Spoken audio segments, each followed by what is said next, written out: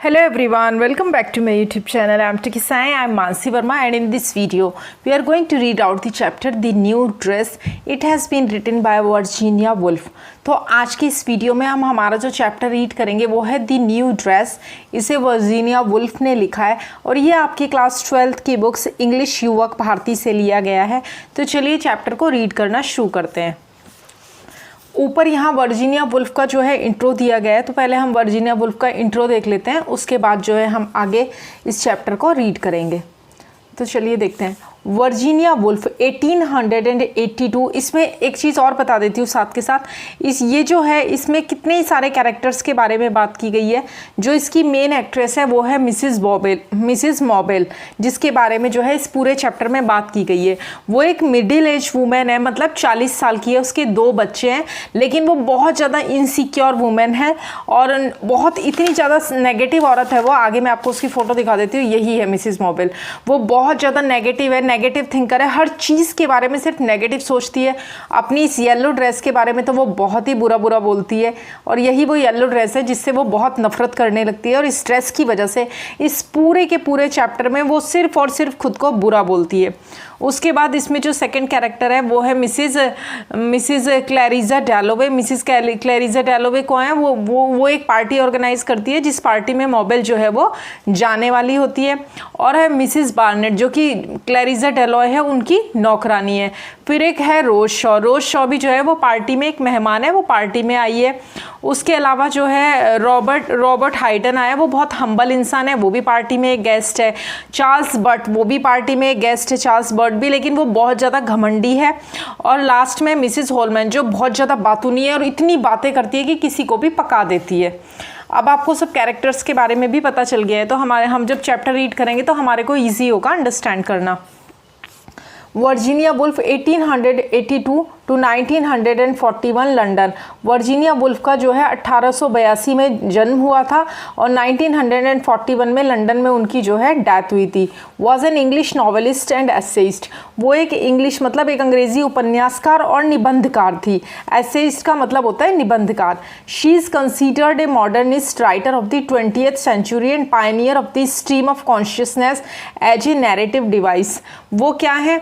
वे कथात्मक उपकरण के रूप में, मतलब 20वीं सदी की आधुनिकतावादी लेखिका उन्हें माना जाता है, और वे कथात्मक उपकरण के रूप में चेतना की धारा की अग्रणी है. चेतना की धारा क्या होता है? जो स्ट्रीम ऑफ कॉन्शियसनेस यहाँ पे बोला गया है, ये क्या है? स्ट्रीम ऑफ कॉन्शियसनेस जो है वो एक टेक्निक है, एक मेथड है कि कोई भी स्टोरी को लिखने का एक मीन्स है. मतलब किसी इंसान के दिमाग में जो कुछ भी चल रहा होता है ना, उसे स्टोरी में लिखना, वो स्ट्रीम ऑफ कॉन्शियसनेस. मतलब तो इसमें उन्होंने मॉबेल की स्ट्रीम ऑफ कॉन्शियसनेस को दिखाया कि पूरी की पूरी पार्टी में मॉबेल के दिमाग में क्या क्या चल रहा होता है, उसको उन्होंने लिखने की कोशिश की है, दिखाया इस चैप्टर में. The voyage out to the lighthouse, Orlando and Mrs Dalloway are her remarkable novels. और जो है मतलब जो the voyage to the lighthouse, Orlando और मिसिस डेलोवे जो है वो उनके उल्लेखनीय उपन्यास है, काफ़ी रिमार्केबल नॉवेल्स हैं उनके. A haunted house is her famous short story collection from which the present story the new dress is adapted. A haunted house उनका प्रसिद्ध लघु कहानी संग्रह है, जिसमें से वर्तमान कहानी द न्यू ड्रेस को रूपांतरित किया गया है. The present stories about Mabel Waring. और जो वर्तमान कहानी है, प्रेजेंट स्टोरी है, वो मॉबेल वॉरिंग के बारे में है. Who is constantly thinking about her new yellow dress in negative terms. जो लगातार अपनी नई पीली पोशाक के बारे में, अपनी नई पीली ड्रेस के बारे में बिल्कुल नकारात्मक शब्दों में सोच रही है, पूरी तरह नेगेटिव. ये चैप्टर मुझे बिल्कुल भी पसंद नहीं है, क्योंकि इसमें मॉबेल जो है अपने आप से बिल्कुल भी प्यार नहीं करती. वो सिर्फ अपने बारे में, अपनी ड्रेस के बारे में सिर्फ और सिर्फ खराब बोलती रहती है, जबकि हमें अपने बारे में खराब नेगेटिव कभी बोलना ही नहीं चाहिए. क्यों? क्योंकि जो वर्ड्स हैं उनमें एनर्जी होती है, और हम जैसा सोचते हैं वैसा ही जो है ब्रह्मांड में एनर्जी जाती है, और फिर the same thing happens with us, और हमारे साथ वैसा ही होता है. तो हमेशा अपनी रियल लाइफ में हमें हमेशा पॉजिटिव थिंकर होना चाहिए. नेगेटिव थिंग्स से, नेगेटिव लोगों से हमेशा अपने आप को दूर रखना चाहिए. She herself has she herself has chosen the design, और उसने खुद ही डिज़ाइन भी चूज़ किया है अपनी ड्रेस के लिए। Colour and pattern of the dress, खुद ही कलर चूज़ किया है, खुद ही ड्रेस का पैटर्न चूज़ किया है, which she has decided to wear for a party at Mrs Dalloway, जिसने उसे मतलब मिसिज डेलॉय की पार्टी में पहनने के बारे में उसने सोचा है, फैसला किया है। How ever at that party she keeps thinking that the dress is old fashion, हालांकि उस पूरी पार्टी में वो यही सोचती रहती कि ये ड्रेस तो ओल्ड फैशन है। And every one in the party smoking at her dress, और हर कोई पार्टी में उसका मजाक उड़ा रहा है, उसकी ड्रेस के बारे में बुरा बुरा सोच रहा है। शी थिंक्स, वो सोचती है that she is a fly at the edge of the saucer, और वो सोचती है सॉसर का SAUCER सॉसर, सॉसर का मतलब होता है तस्तरी। आपने कई बार सुना होगा ना फ्लाइंग सॉसर, उड़न तश्तरी, तो वो भी यही होता है, वो भी सॉसर ही होता है। तो वो सोचती है कि वो तश्तरी के किनारे पर बैठी हुई, सॉसर के किनारे पर बैठी हुई एक मक्खी है। एच का मतलब होता है किनारा। ड्राउनिंग डीप एंड डीप, और जो और गहरे में डूब रही है। As she come seriously under the spell of her own negative mind, क्योंकि वो अपने खुद के नकारात्मक जो विचार हैं, दिमाग का जो नकारात्मक जादू है, उसमें गंभीरता से आ जाती है।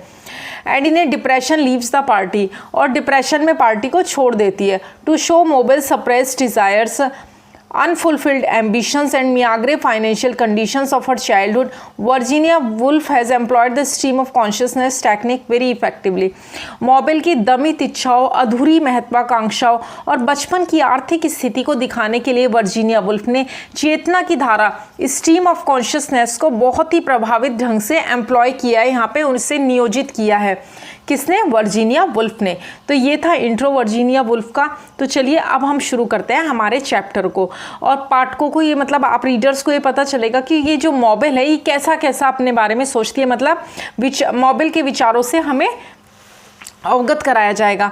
मैंने हर पैराग्राफ के आगे एक नंबर डाला है ताकि आपको पता रहे हम कौन सा पैराग्राफ पढ़ रहे हैं, ताकि ड्यूरिंग द एग्जामिनेशन जब हम इंपॉर्टेंट क्वेश्चंस करेंगे, इंपॉर्टेंट पैराग्राफ्स करेंगे, तो हमारे लिए ईजी होगा अंडरस्टैंड करना। मॉबेल हैड, द न्यू ड्रेस का मतलब है नई पोशाक।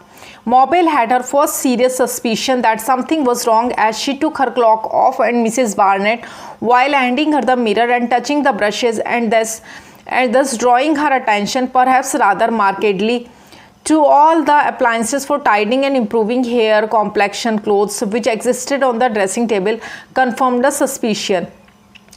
क्लॉक एक तरीके का एक लबादा होता है, मतलब एक ड्रेस के ऊपर पहना जाने वाला एक, आप कह सकते हो जैकेट कोट जैसा होता है, जिसमें स्लीव्स नहीं होती हैं और इसे गले में बांधा जाता है। तो मॉबेल ने क्या किया? मॉबेल को अपना पहला सबसे गंभीर सीरियस सस्पिशन मतलब संदेह, वो कब होता है? वो उसे तब होता है जब जो मिसिस बार्नेट है, वो कौन है? वो क्लैरिजा की मेड है। और क्लैरिजा कौन है? क्लैरिजा की पार्टी में ही तो वे जाने वाली है ना, कौन? मिसिस मॉबेल। तो जो है वो मिसिस बार्नेट जो है वो क्लैरिसा की मेड है, और वो मॉबेल को आते ही मतलब वो वहाँ पे क्या कर रही होती है? वो वहाँ पर जो दर्पण है वो सौंपते हुए, ब्रश को छूते हुए, और जो मतलब जो कॉम्प्लेक्शन है यानी कि जो मेकअप है उसे ठीक करने के लिए, वो सब करने के लिए जो अप्लायंसेज मतलब जो उपकरण वहाँ पे रखे हुए थे बालों को सेट करने के लिए, मेकअप को सेट करने के लिए, वो सब सेट करते हुए, हेयर को ठीक करने के लिए, कॉम्प्लेक्शन मतलब जो उसका रंग वगैरह है, मतलब रंग बोले तो मतलब उसका जो कॉम्प्लेक्शन है, मतलब जो उसका फेस का मेकअप है वो सब ठीक करने के लिए उसको बोलती है। तो उसे लगता है, उसे कंफर्म हो जाता है कि अरे यार मैं तो बहुत ख़राब दिख रही हूँ। तभी पार्टी में आते ही जो है ये मिसिस बार्नेट है मुझे ऐसे ऐसे बोल रही है, मतलब वो बेचारी गेट पर ही डिप्रेशन में आ जाती है जैसे ही वो जाती है, जबकि वो इस भावना से उसे बोल रही होगी कि भाई टचअप कर लो। लेडीज़ को कैसे मेकअप का बहुत ज़्यादा रहता है, और दूर से आने से या कहीं से आने से मान लो उसका हेयर स्टाइल ख़राब हो गया है या उसका मेकअप थोड़ा डिस्टर्ब हो गया है, उसकी ड्रेस थोड़ी डिस्टर्ब हो गई है, इस सेंस में बोला होगा। लेकिन जो मॉबेल है वो क्या सोचती है कि भाई नहीं, जो मिसिस बार्नेट है वो मुझे मिरर दे रही है, मुझे ब्रश दे रही है, मुझे मेकअप का सामान दे रही है, उस और मेरा ध्यान खींच रही है, मुझे बाल ठीक करने के लिए, सुधारने के लिए बोल रही है, ये सारे उपकरण जो है अप्लायंसेज है वो मुझे दे रही है जो ड्रेसिंग टेबल पर मौजूद है।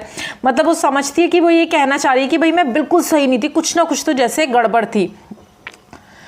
That it was not right, कि बिल्कुल ठीक नहीं, नॉट क्वाइट राइट, बिल्कुल भी ठीक नहीं था। Which growing stronger as she went upstairs, और जो और गहरा होता जा रहा था, मतलब वो और जैसे जैसे वो ऊपर जाती गई ना, मतलब स्प्रिंगिंग अपस्टेयर्स मतलब उछलते हुए ऊपर गई, उसे और पक्का यकीन होता चला गया। With conviction as she greeted Clarissa Dalloway she went straight to the far end of the room, मतलब क्लैरिजा डेलोय जिनकी पार्टी में वो आई है उनका अभिवादन करके वो सीधे दूर चली गई कमरे के एंड में अपने आप को देखने के लिए, टू ए शेडेड कॉर्नर, मतलब एक छायादार कोने में, where a looking glass hung and looked, जहाँ पर एक लुकिंग ग्लास जो था, मतलब देखने वाला दर्पण जो था वो टंगा हुआ था, उसने जाकर उसमें अपने आप को देखा। वो बोलती है no it was not right. अब वो कहते हैं नहीं नहीं ये तो बिल्कुल भी ठीक नहीं था।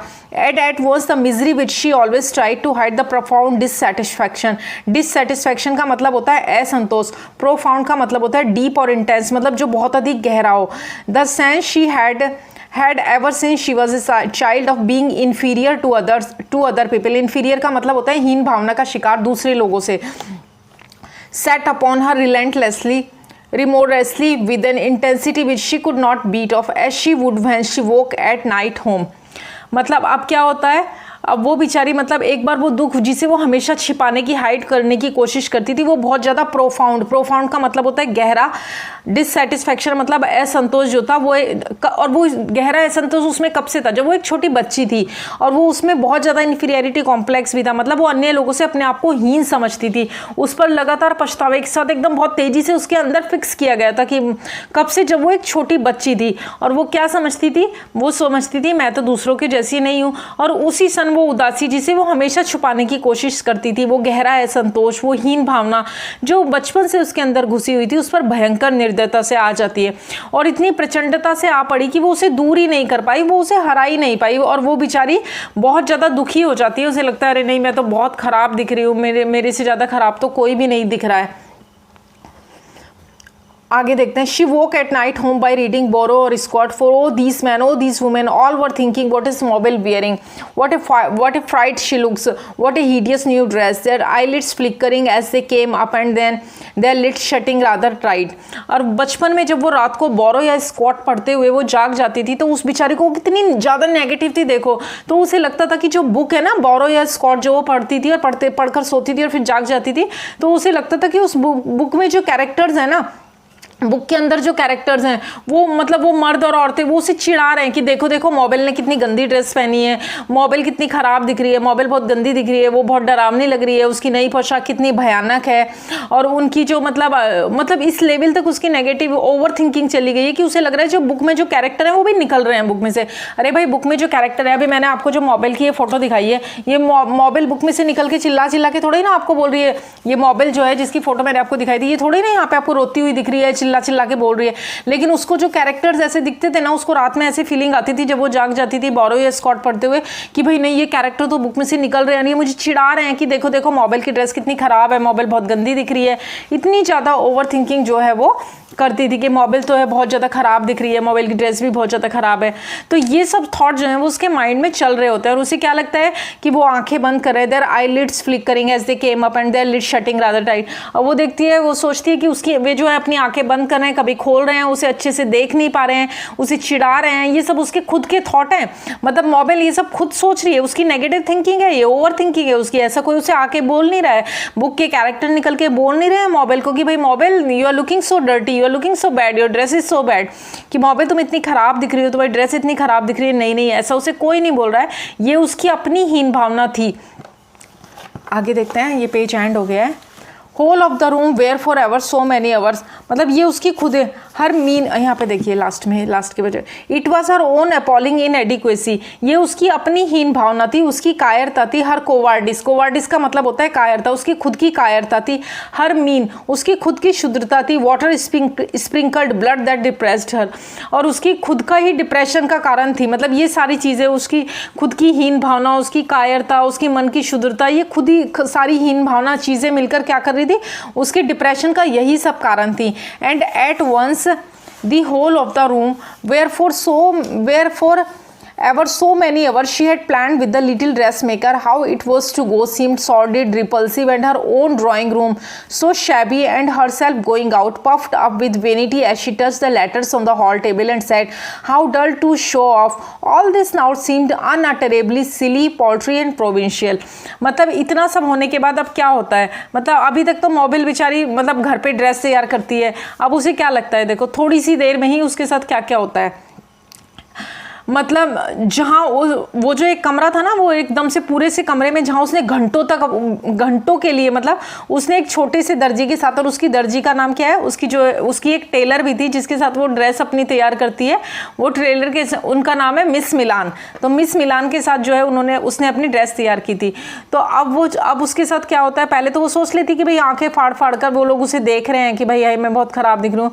अब वो क्या होता है, अब उसके साथ क्या होता है, एकदम से पूरे कमरे में जहाँ हमेशा इतने सारे घंटों के लिए उसने छोटे दर्जी के साथ जो है योजना बनाई थी, उसे कैसे जाना है, मतलब अब वो उसे कैसे लगने लगा, उसे वो सॉर्डिड लगने लगा, मतलब सॉर्डिड मतलब घिनौना लगने लगा, रिपल्सिव मतलब अप्रिय लग रहा था। और उसका अपना ड्राइंग रूम, उसका जो खुद का ड्राइंग रूम था, वो इतना जर्जर शैबी उसे लग रहा था, और मतलब पुराना लगने लगा सब कुछ। अपनी ड्रेस भी शैबी लगने लगी, ड्राइंग रूम भी शैबी लगने लगा, बहुत घिनौना रिपल्सिव लगने लगा। और बाहर जाते हुए घमंड, यानी कि वेनिटी का मतलब होता है घमंड से फूली हुई थी, क्योंकि उसने हॉल की मेज पर जो अक्षर थे उनको छुआ था और कहा था कितना नीरस है। मतलब उस छोटे से रूम में जहाँ उसने अपनी ड्रेस की प्लानिंग की थी, सब कुछ किया था, वो उसे बहुत नीरस लग रहा था। ये सब दिखाने के लिए अब उसे क्या लग रहा था, अनअटरेबली सिली, मतलब बहुत ज़्यादा, मतलब बेहद मूर्खतापूर्ण लग रहा था, तुच्छ। पाल्ट्री का मतलब होता है छुल्ली, तुच्छ, और अनअटरेबली सिली का मतलब होता है बेहद मूर्खतापूर्ण। पाल्ट्री का मतलब होता है तुच्छ, और प्रोविंशियल का मतलब होता है देहाती, प्रांतीय। अब वो सब उसे देहाती लग रहा था, बेकार लग रहा था। All this had been absolutely destroyed, shown up, exploded the moment she came into Mrs Dalloway's drawing room.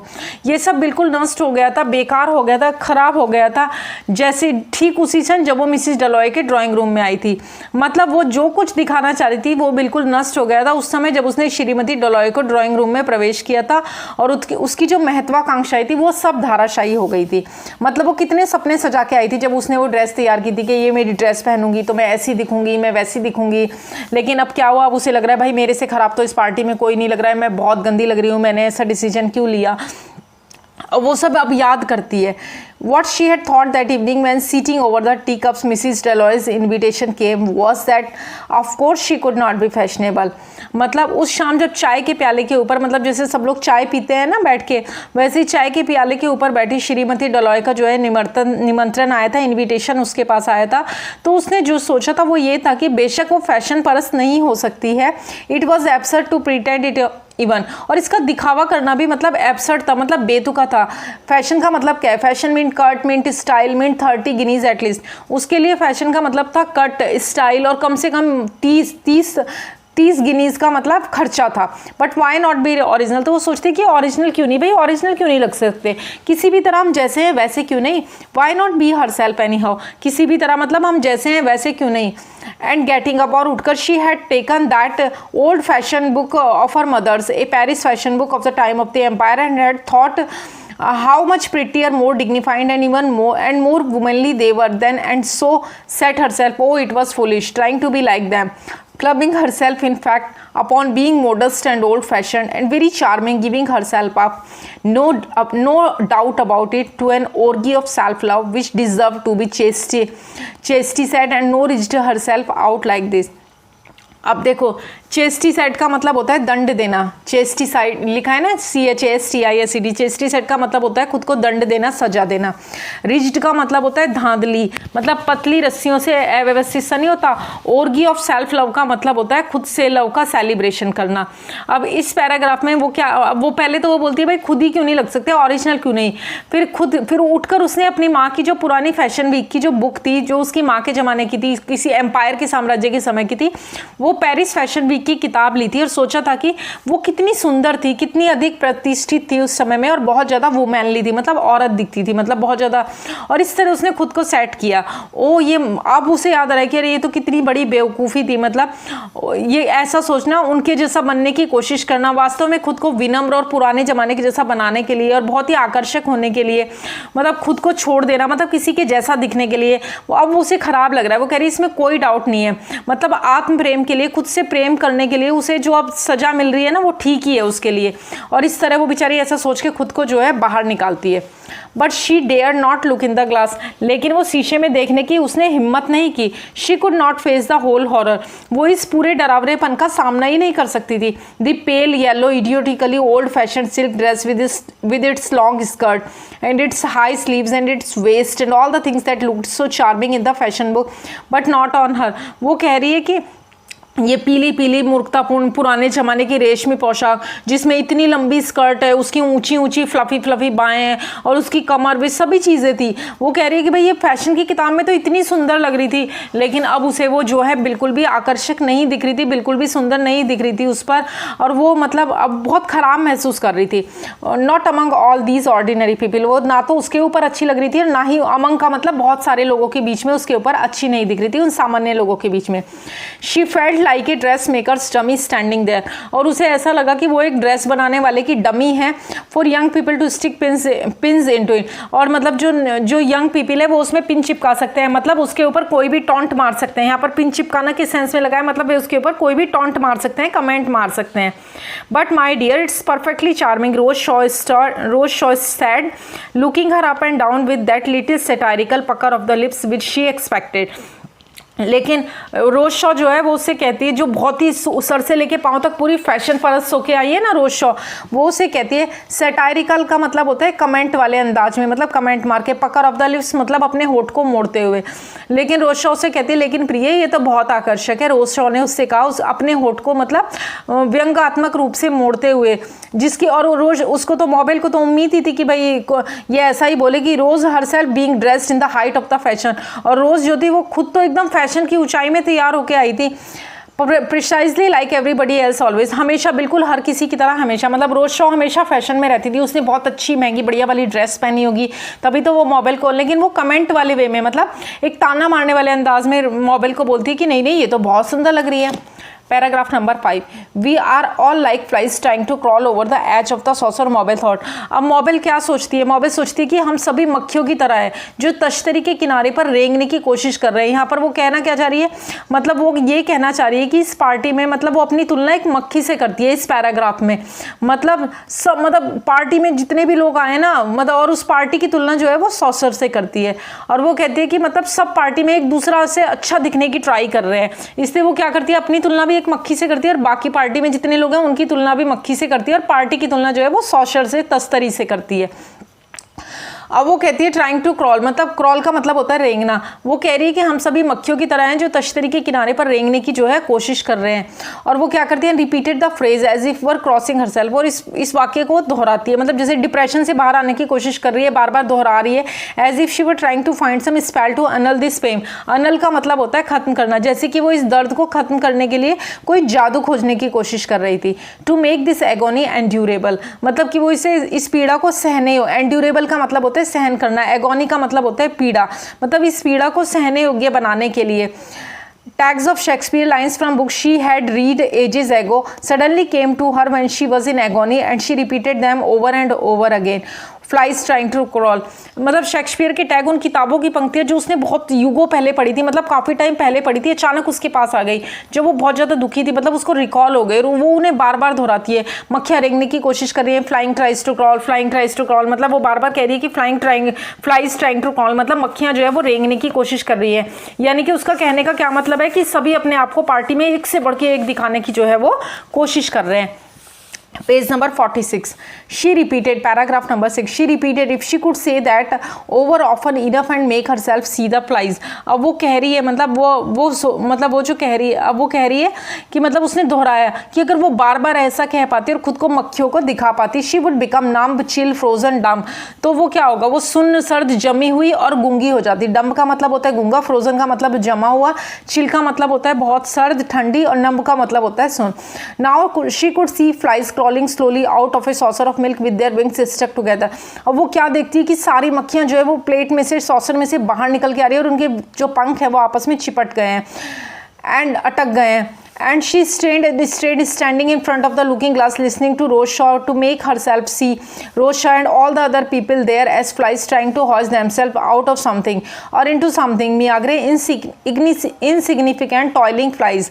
अब वो देख सकती थी कि जो मक्खियां हैं वो दूध की तश्तरी से धीरे धीरे रेंग रही हैं, उनके पंख आपस में जुड़े हुए हैं और उसने खुद को रोज शॉ और वहां मौजूद अन्य सभी लोगों को मक्खियों के रूप में देखने के लिए शीशे के सामने खड़े होकर रोज शॉ को सुनते हुए तनावग्रस्त और बहुत ज़्यादा तनावग्रस्त कर दिया खुद को।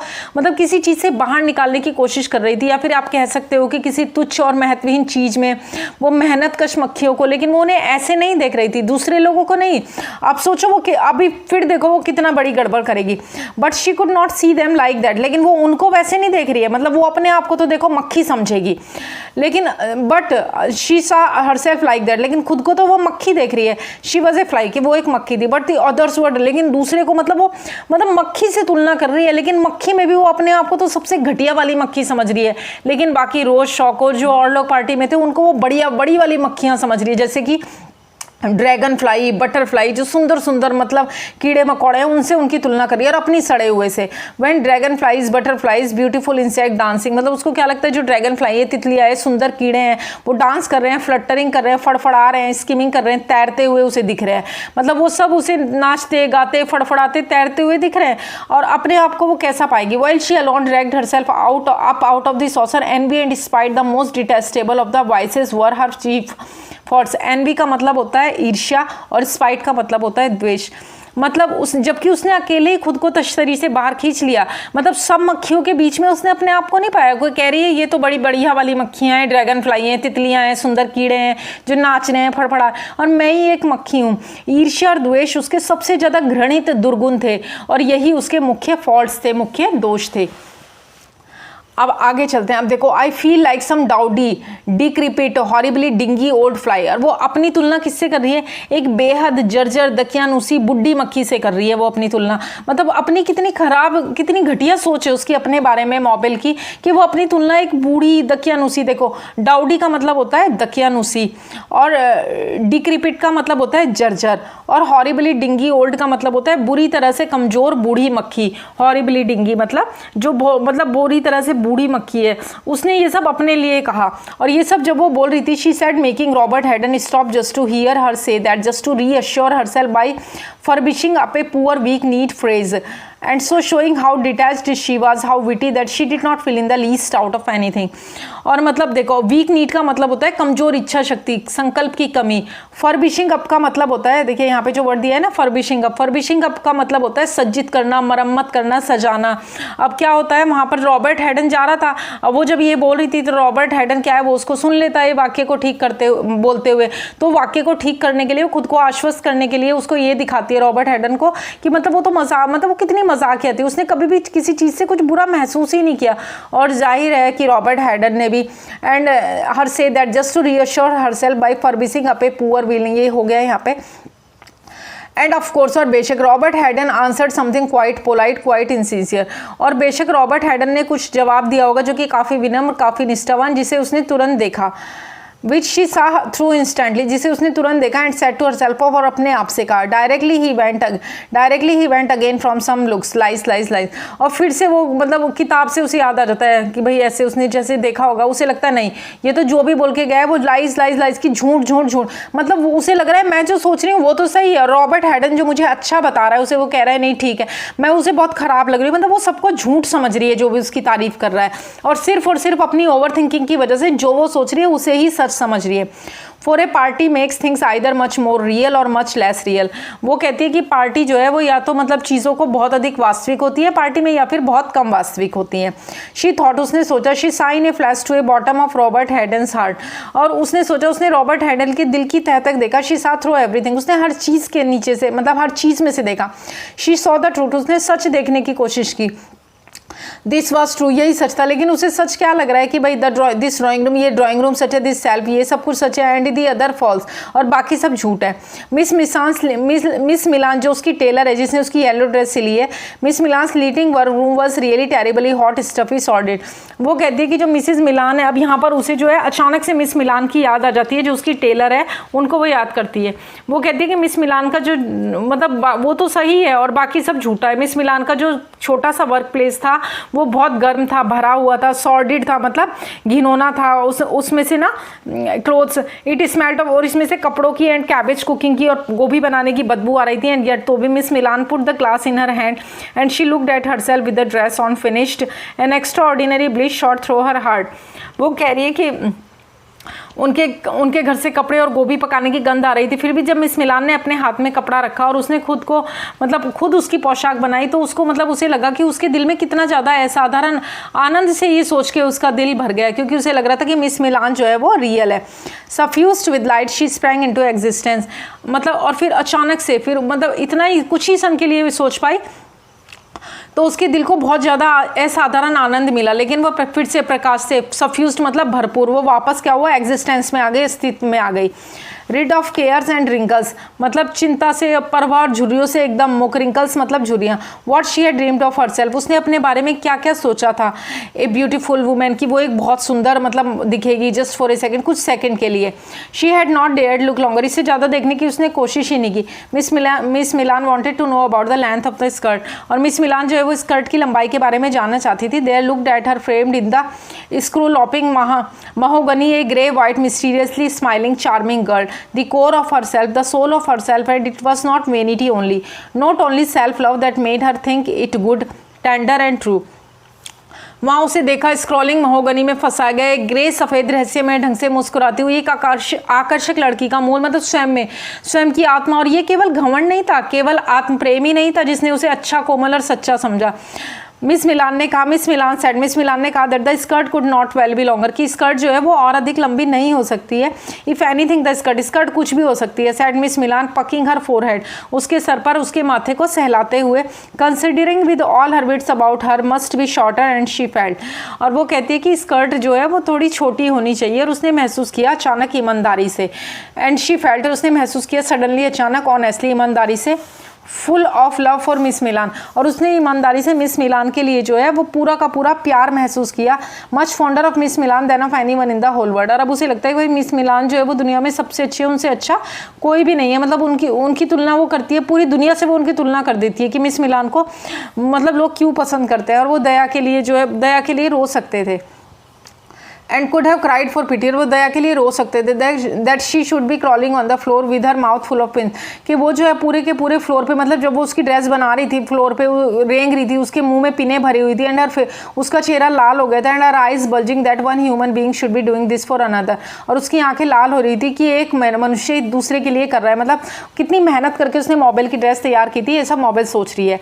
And she saw them all as human beings merely, और उसने केवल उन सबको ह्यूमन बीइंग्स की तरह देखा था, मतलब केवल इंसानों की तरह देखा था। And herself going off to her party, और मतलब उसकी पार्टी में जाने के लिए, मतलब किसकी पार्टी में जाने के लिए, क्लैरिसा डेलॉय की पार्टी में जाने के लिए। And Miss Milan pulling the cover over the कैनरीज cage, और मिस मिलान ने क्या किया, कैनरी का जो पिंजरा था उसके ऊपर वो ढक्कन खींच रही थी, मतलब कवर खींच रही थी, और उसे जो है बीज है, और letting him pick a hemp seed from between her lips, और उसे अपने होठों के बीच से जो है हैम्प सीड को खाने के लिए दे रही थी। And the thought of it, और इसका विचार, of this side of human nature and it's patience, और मतलब मानव प्रकृति के इस पक्ष और उसके धैर्य, पेशेंस मतलब धैर्य, एंड इट्स एंड्योरेंस, और उनके मतलब धीरज, एंड्योरेंस का मतलब होता है धीरज, सहन शक्ति। And it's being content with such miserable scanty sordid little pleasures field her eyes with tears, और उसके इतने दयनीय अल्प घिनौने, सॉर्डिड का मतलब होता है घिनौने, छोटे से सुखों से संतुष्ट होने के कारण उसकी आंखों में आंसू भर आए। मतलब उसको लगता है कि मिसिस मिलान का कमरा कितना छोटा था, कितना घिनौना था, वो उसमें छोटे से ही सुख थे, लेकिन वो कितनी संतुष्ट थी, ये सब सोच के उसकी आंखों में जो है आंसू आ जाते हैं। And now the whole thing had vanished, लेकिन अब तो सब कुछ गायब हो गया था। The dress, the room, the love, the pity, the scrolloping looking glass and the कैनरीज cage, all had vanished and there she was in a corner of Mrs Dalloway's drawing room suffering tortures woken wide awake to reality. लेकिन अब सब कुछ गायब हो गया था। वो पोशाक, वो कमरा, मतलब वो येलो ड्रेस जो वो पहन के आई थी, अब वो उसे बर्बाद लग रही थी, क्योंकि उसे लग रहा था मेरी ड्रेस बहुत गंदी है। वो कमरा, वो प्यार, वो दया, वो स्क्रोलॉपिंग लुकिंग ग्लास, केनरी का पिंजरा, सब गायब हो गया था। और यहाँ वह श्रीमती डेलॉय के ड्राइंग रूम में एक कोने में थी और क्या कर रही थी वो बेचारी? सफरिंग टॉर्चर्स, यातनाओं को सह रही थी। वास्तविकता के प्रति पूरी तरह से वो क्या थी? जागी हुई थी। अब एक मतलब जागी हुई थी। भाई सब उसे अच्छा ही बता रहे हैं, ये उसकी खुद की थिंकिंग है, ओवर थिंकिंग है, जो वो अपने आप को इतना बुरा सोच रही है। अब उसे लग रहा है मिसिस मिलान तो कितनी सुखी औरत है, वो कितनी संतुष्ट औरत है, और मैं इतनी बड़ी पार्टी में आके भी दुखी हूँ अपनी ड्रेस की वजह से। मतलब एक ड्रेस की वजह से, एक ड्रेस के बारे में बुरा सोचने से उसने अपनी पूरी पार्टी का मज़ा ख़राब कर दिया है। वैसे तो ऐसा किसी के भी साथ होगा अगर कोई ख़राब ड्रेस पहन के कहीं जाएगा, लेकिन अरे भाई हमने जो पहना है उसमें कॉन्फिडेंट रहना चाहिए ना, मेरा कपड़ा अच्छा है ऐसा सोचना चाहिए। But it was also poultry, लेकिन ये सब बहुत ज़्यादा तुच्छ था। पोल्ट्री का मतलब तुच्छ था। वीक ब्लडेड मतलब बहुत ज़्यादा कमज़ोर इच्छा शक्ति। ब्लडेड मतलब ऐसे खून वाला होता है, लेकिन यहाँ पर कमज़ोर इच्छा शक्ति के लिए लगाए, कमज़ोर इच्छा शक्ति। And petty minded to care so much at her age with 2 children. वो कहती है कि मतलब 2 बच्चे थे और इस उम्र में with 2 children to be still so totally dependent on people's opinions and not have principles और convictions, not to be able to say as other people did, there is Shakespeare, there is death, we are all weevils in a captain's biscuit, और whatever it was that people did say. वो कह रही है कि इतना सब तुच्छ, कमज़ोर इच्छा शक्ति, एक क्षुद्र दिमाग था कि 2 बच्चों के साथ होकर उसकी उम्र में, मतलब वो 40 साल की थी, इतनी देखभाल करने के लिए अभी भी पूरी तरह से वो लोगों की राय पर ही निर्भर हो, और उसे सिद्धांतों या दृढ़ विश्वासों के बिना, मतलब दूसरे लोग क्या कह रहे हैं उसी पर वो निर्भर है कि भाई दूसरे लोग क्या कह रहे हैं। अब वो यहाँ वापस शेक्सपियर को याद करती है कि वो कहती है यहाँ पर भाई वहाँ मृत्यु है, हम सब एक कप्तान के बिस्कुट में घुन है, या फिर जो कुछ भी लोगों ने कहा था, मतलब बुरा ही बुरा सोच रही है। वो कह रही है कि भाई अब तो मैं 40 साल की हो गई हूँ, 2 बच्चे भी हैं, फिर भी मैं दूसरों की राय पर ही निर्भर कर रही हूँ। अरे भाई शीशे में देख और समझ के लेना खुद को कि मैं कैसी दिख रही हूँ। लेकिन वो कह रही है नहीं, अभी भी मैं जो है लोगों की राय पर ही निर्भर ही हूँ। Paragraph 11. She faced herself straight in the glass. She packed at her left shoulder. She issued out the room as if spears were thrown at her yellow dress from all sides. उसने खुद को सीधे glass में देखा, उसने अपने बाएं कंधे पर चोंच मारी, मतलब वो अपने बाएं कंधे पर जो है काटने लगती है। उसका मन करता है मैं काट काट के अपनी पूरी ड्रेस को फाड़ डालूं। वो कमरे में चली गई, मानो उसकी पूरी पीली पोशाक पर चारों ओर से लोग जो है वो भाले फेंके जा रहे थे, लेकिन भयंकर या दुखद दिखने के बजाय, जैसा कि रोज शॉ ने किया होगा, वो सोचती है ऐसा। But instead of looking fired so tragic as Rose Shaw would have done, Rose would have looked like Boadicea. She looked foolish and self-conscious and simpered like a schoolgirl and slouched across the room, positively slinking as if she were a beaten mongrel, and looked at a picture and engraving as if one went to a party to look at a picture. Everybody knew why she did it. It was from shame, from humiliation. Boadicea क्या होता है पहले यहाँ पे देखते हैं। ये देखिए इधर Boadicea का मीनिंग दिया हुआ है। बोआडिसिया या फिर बोडिका या फिर बोआडिसिया जनजाति है, प्राचीन ब्रिटिश एकेनी की रानी थी जिसने 60 या 61 ईस्वी में रोमन संप्रदाय की विजयी ताकतों के खिलाफ असफल विद्रोह का नेतृत्व किया था। यही आपका यहाँ पर दिया गया है। तो वो क्या सोचती है कि भाई रोज बोआडिसिया की तरह दिखती है, वो मूर्ख और आत्म जागरूक दिखती थी, मतलब वो क्या क्या सोच रही है देखो, और एक स्कूली छात्रा की तरह खिलखिलाती थी और पूरे कमरे में मतलब झुकी हुई थी। स्लाउच्ड का मतलब होता है झुकी हुई थी। सकारात्मक रूप से, पॉजिटिवली स्लिंगिंग मतलब सकारात्मक रूप से वो झिझक रही थी, जैसे कि उसे पीट दिया गया हो, वो किसी शंकर जाति की हो, और वो एक चित्र को देख रही थी, एक उत्कीर्णन को जो एनग्रेव किया हुआ चित्र था, जैसे कि as if one to a party, जैसे कि कोई पार्टी में उस चित्र को देखने के लिए ही आया हो, ना कि पार्टी एंजॉय करने के लिए। और एवरीबडी न्यू, हर कोई जानता था व्हाई शी डिड इट, कि उसने ऐसा क्यों किया। It was from shame, from humiliation, और ये उसने शर्म से किया था, अपमान से किया था। ह्यूमिलिएशन का मतलब होता है अपमान, शेम का मतलब होता है शर्म, मतलब अपनी ड्रेस की वजह से वो बहुत ज़्यादा शर्मिंदा महसूस कर रही थी, बहुत ज़्यादा अपमानित महसूस कर रही थी। Now the fly is in the saucer, अब उसे लगता है कि मक्खी जो है वो तश्तरी में है। शी सेड टू हरसेल्फ, उसने अपने आप से कहा, राइट इन द मिडिल, एकदम बीच में, एंड कांट गेट आउट, और अब तो वो निकल ही नहीं सकती है, बाहर निकल ही नहीं सकती है। And the milk, she thought rigidly staring at the picture, is sticking it's wing together, और जो दूध है, उसने पिक्चर की तस्वीर को सख्ती से देखते हुए कहा कि जो दूध है वो पंखों को जो है एक साथ चिपका रहा है। It is so old fashion. वो कहती है कितने पुराने ज़माने की है। She said to Charles Burt making him stop which by itself he hated on his way to talk to someone else.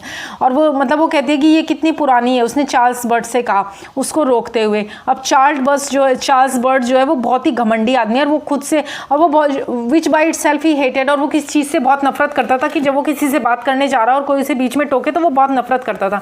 और मॉबेल ने तो क्या किया, उसे बीच में टोक दिया। तो उसको वो क्या है, वो तो वैसे ही बहुत घमंडी है, बहुत चिड़ोखड़ा इंसान है।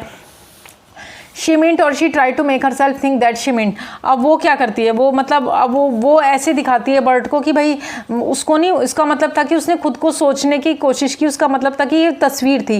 अब वो उसको कन्विंस करती है, देखो शी मिंट और she try to make herself think that she meant that it was the picture and not her dress that was old fashion and one word of praise, one word of affection from Charles would have made all the differences to her at the moment.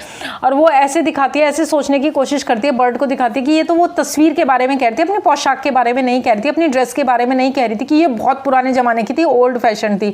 और वो सोचती है, वो क्या expect करती है, प्रशंसा के एक शब्द को।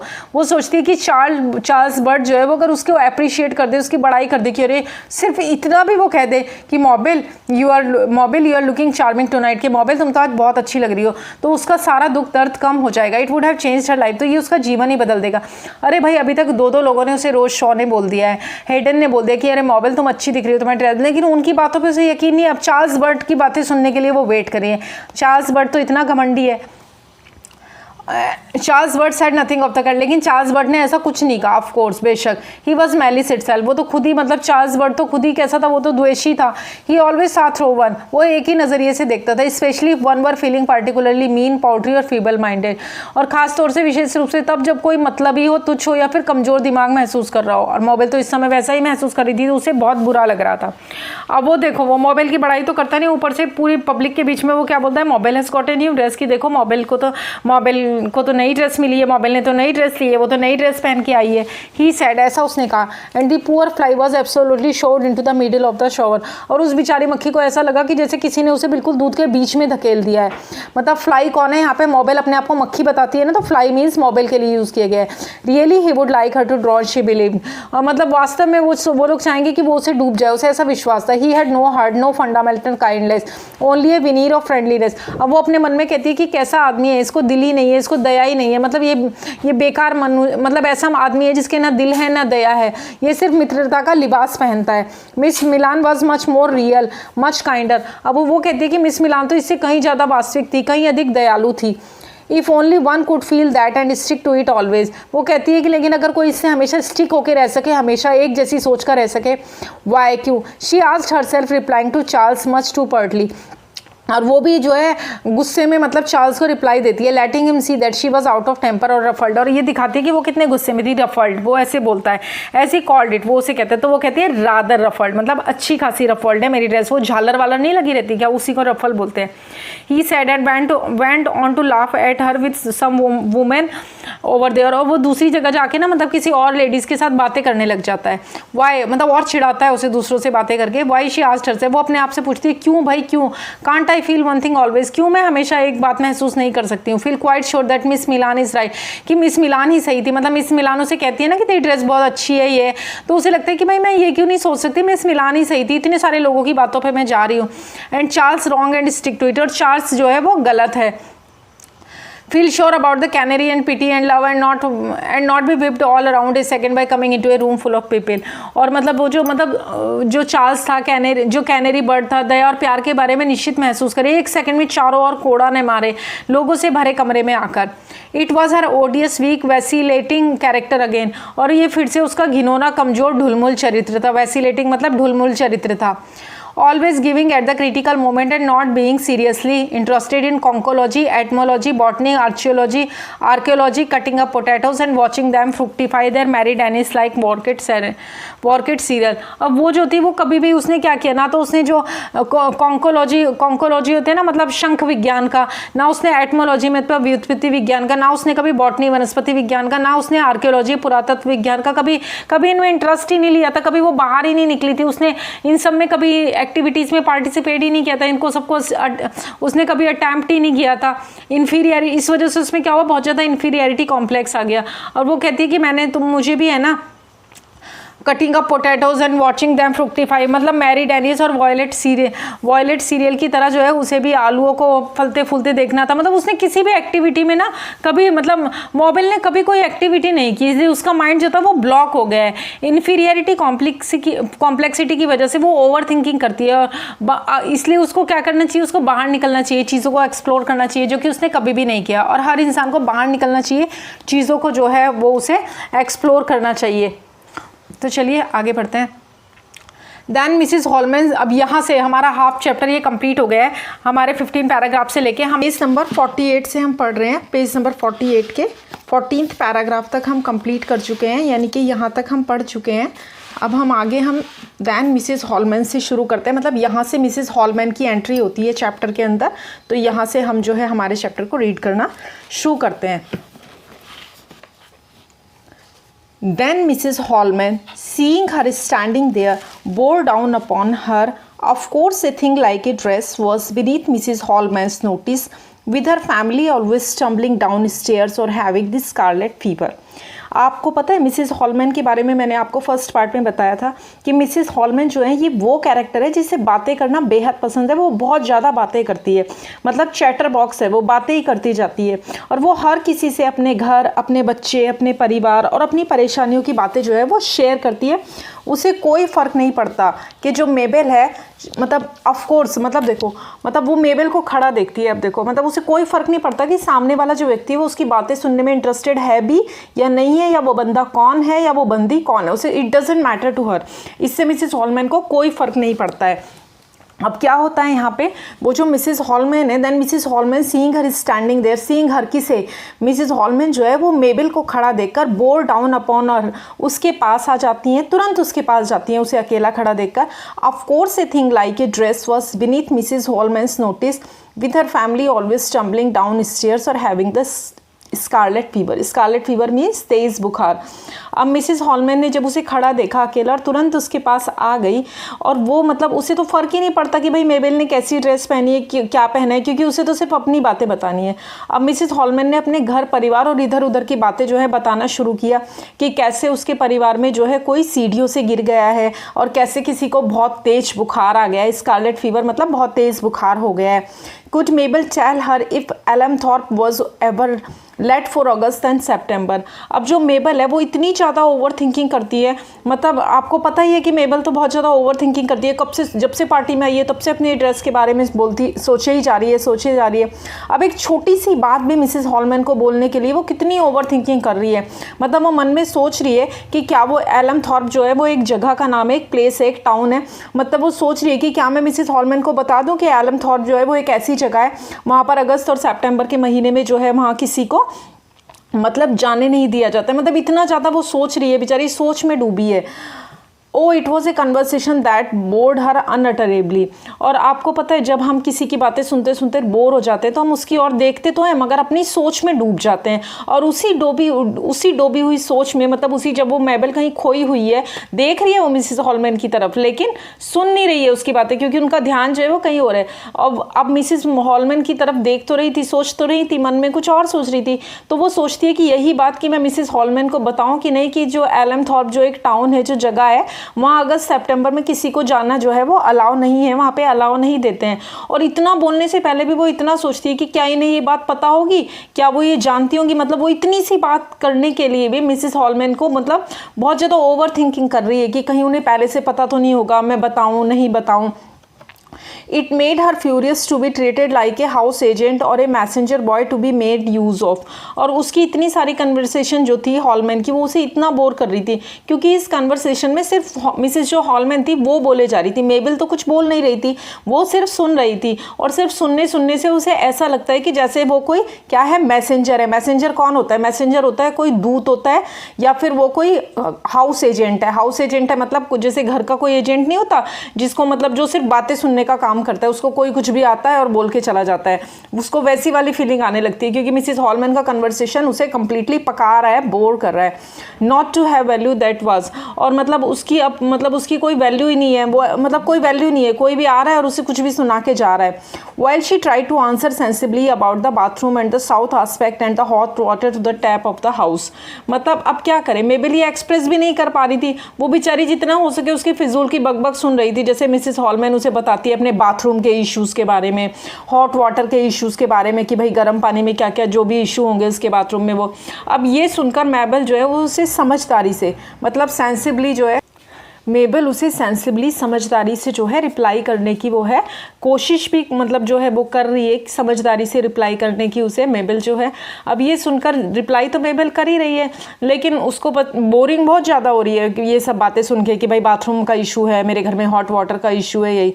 और जब मिसेस हॉलमैन जो है उससे ये सब बातें कर रही है, and all the time she could see little bits of her yellow dress in the round looking glass which made them all the size of boot buttons और tadpoles, and it was amazing to think how much humiliation and agony and. अब Mrs Holman जब ये सब बातें कर रही होती तो मेबल ने देखा कि सामने दीवार पर छोटे छोटे मिरर लगे थे जो कि बूट बटन, मतलब आपने देखा होगा शूज़ होते हैं ना जो थोड़े ऊंचे हाई राइज जो शूज़ होते हैं उनमें बटन लगे हुए होते हैं, तो वो जो मिरर थे वो बिल्कुल उस शू बटन के जितने थे, या फिर टेडपोल आप कह सकते हो। टेडपोल होता है मेंढक का छोटा सा बच्चा, तो मतलब वो उसके जितने छोटे मिरर थे, बहुत ही ज़्यादा। अब मेबल की ओवर थिंकिंग देखो कि वो इतने छोटे मिरर में भी एंड एगोनी एंड, मतलब ह्यूमिलिएशन एंड एगोनी, मतलब उसकी जो ओवर थिंकिंग वो करती है जिसकी वजह से बहुत दुखी और परेशान है। अब वो इतने छोटे जो मिरर हैं उसमें भी वो क्या करती है, उसमें भी वो जो है अपनी उस येलो ड्रेस को देखने लगती है।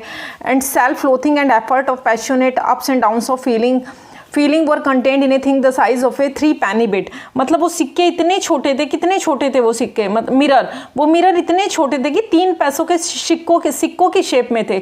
उसमें भी वो अपनी ड्रेस देखने लगती है। और सेल्फ लोथिंग का मतलब होता है अपनी ड्रेस को वहाँ भी वो कम आंकती है, मतलब वैल्यू ही नहीं देती। उसको लगता है अरे यार मेरी तो ड्रेस, मतलब सोचो एक बटन के जितने, एक शूज़ में जो बटन लगा हुआ था उस बटन के जितने, कितने छोटे छोटे, टैडपोल कितना छोटा होता है अगर आपने देखा हो तो, इतने छोटे छोटे मिरर्स में भी वो अपनी येलो ड्रेस को देख रही है और अपनी ड्रेस को वो मतलब कितना कम आंकती है। सेल्फ लोथिंग मतलब कम करके आंकती है, उसको अंडर वैल्यू करती है अपनी ड्रेस को। And what was still older this thing, this Mabel Waring was separate, quite disconnected, and though Mrs. Hallman, the black button, was leaning forward and telling her how her eldest boy had strained his heart running, she could see her too quite detached in the looking glass, and it was impossible that the black dot leaning forward gesticulating should make the yellow dot sitting solitary self-centered feel what the black dot was feeling, yet they pretended।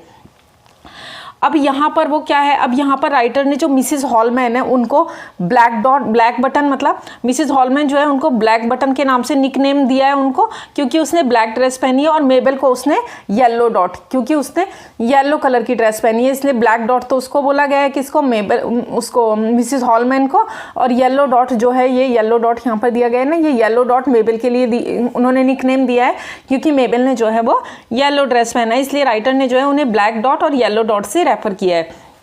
अब मेबल जो है वो Mrs Holman की पूरी बातचीत के दौरान बिल्कुल डिसकनेक्टेड नज़र आ रही है। कैसी नज़र आ रही है? डिसकनेक्टेड नज़र आ रही थी, जैसे कि वो वहाँ सिर्फ फिजिकली है, मेंटली नहीं। जबकि मिसेस हॉलमैन तो जो है वो काफ़ी मतलब काफ़ी घुस कर मेबल से बात कर रही थी। उसको मेबल को मतलब उसने अपने ये भी बताया कि बड़े बेटे के बारे में बात बता रही थी कि कैसे उसे इंजरी आ गई, और मतलब उसका मतलब एकदम सांसें तेज हो गई, उसका दिल जोर जोर से धड़कने लगा।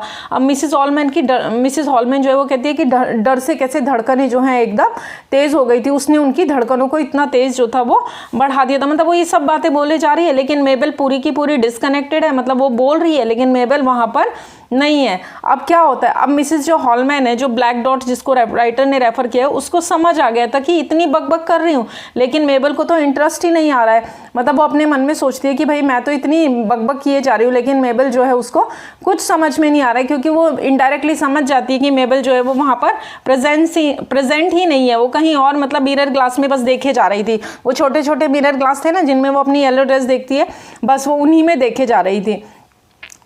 और सीटिंग सॉलिटरी, मतलब वहाँ होते हुए भी वो सॉलिटरी फील करती है। और वो जो है अपनी लंबी चौड़ी, मिसेस हॉलमैन जो है वो बेचारी कब से अपनी लंबी चौड़ी दास्तान जो है वो उसे सुनाती जा रही है। अब मिसेस हॉलमैन सोचती है कि भाई क्या हुआ, मैं कब से कितना कुछ बोले जा रही हूँ और ये जो मेबल है ये तो कुछ ध्यान ही नहीं दे रही है, ये तो क्या मालूम क्या सोच रही है। तो मेबल को ये सब चीज़ें जो है वो मिसिज हॉलमैन अपने मन में सोच रही होती कि भाई ये क्या है, उसके दुख को वो समझेगी भी कि नहीं समझेगी। लेकिन वो तो क्या है, वो तो इतनी बड़ी पार्टी में भी क्या है, वो तो बिल्कुल सॉलिटरी है। मतलब पार्टी में वो बेचारी डिप्रेशन में है क्योंकि उसकी ड्रेस जो है वो बहुत ख़राब है। तो पार्टी तो इतनी बड़ी थी लेकिन वो बिल्कुल सॉलिटरी थी, वो सिर्फ अपने और अपनी ड्रेस के बारे में सोच रही थी। वो मिसिज हॉलमैन का दुख क्या समझेगी, जिसे एक सेल्फ सेंटर्ड एटीट्यूड कहते हैं, वैसा वाला उसका एटीट्यूड था।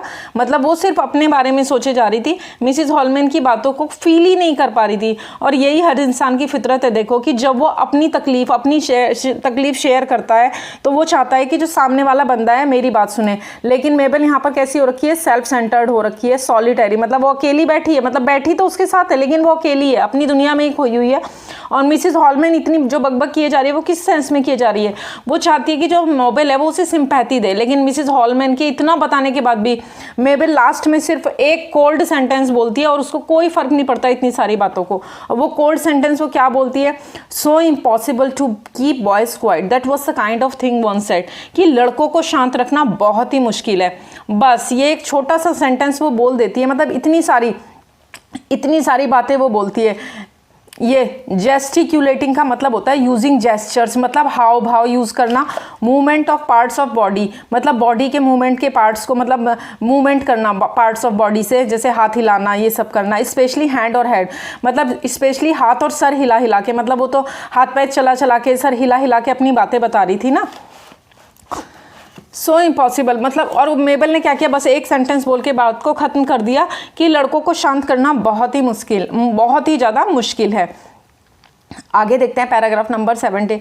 And Mrs Holman who could never get enough sympathy and snatched what little there was greedily as if it were her right, but she deserved much more, for there was her little girl who had come down the morning with a swollen knee joint का मतलब है उसके घुटने में सूजन आई थी। took this miserable offering and looked at it suspiciously, मतलब संदेहात्मक रूप से, grudgingly, as if it were a half penny when it ought to have been a pound, and put it away in her purse. Must put up with it, mean a miserly though it was, time being hard, so very hard. And so she went creaking, injured Mrs. Hallman about the girl with the swollen joints। यहाँ पर पहला full stop आया है। सोचो कितना लंबा sentence दिया गया है।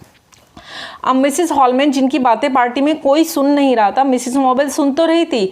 मेबल की वो लाइन भी मिसिस हॉलमैन को अच्छी लगी कि चलो इसने कुछ तो बोला कि so impossible to keep boys, की भाई लड़कों को शांत करना बहुत ही मुश्किल है। वो लाइन मिसिस हॉलमैन को अच्छी लगी कि चलो इसने कुछ तो बोला। तो वो समझती है कि मेबल इससे कुछ बेटर, लेकिन उसको क्या लगता है कि मेबल तो भाई इससे कुछ बेटर बोल सकती है। मतलब उसे बहुत ज़्यादा सिंपैथी की उम्मीद थी मेबल से कि मैंने इतनी सारी बातें बताई है कि भाई मेरे घर में एक बच्ची को, मतलब मेरे घर में एक छोटी बेटी है, वो गिर गई है, उसका घुटना सूज गया है। तो भी मेबल ने काफ़ी ठंडा रिएक्शन दिया। लेकिन मिसिस हॉलमैन जो है उस रिएक्शन को भी बटोरकर अपने पर्स में रख लेती है।